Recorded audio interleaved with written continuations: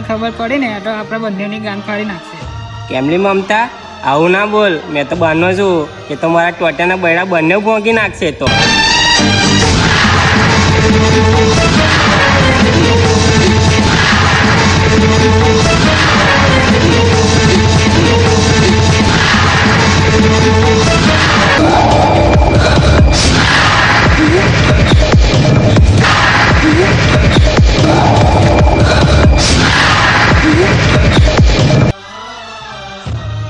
ભલા વિક્રમ, હવે તો આપણે તાતે ભાગી જવાના. કેમ મમતા? એમના હાથમાં તો આટલા જ્યાદા દફના છે. તું ચિંતા ના કર મમતા, દફના તો બહુ જોયા. હું કોણ? વિક્રમ ઠાકોર.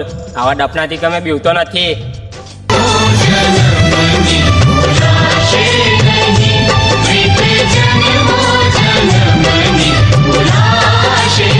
મમતા તો એ શું કરે છે?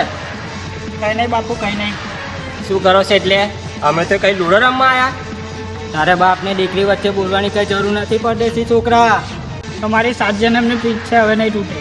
મમતા પણ એ તારું આ સુરતભાઈના દીકરા સાથે નક્કી કરેલું છે.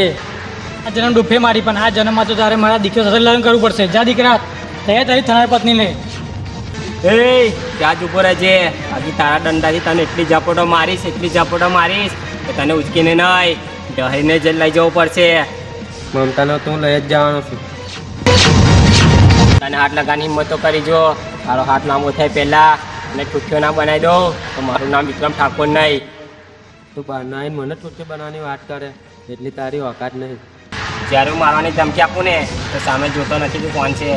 મને તો બહુ રીત ચડે, તો પસાડીને જ મારું.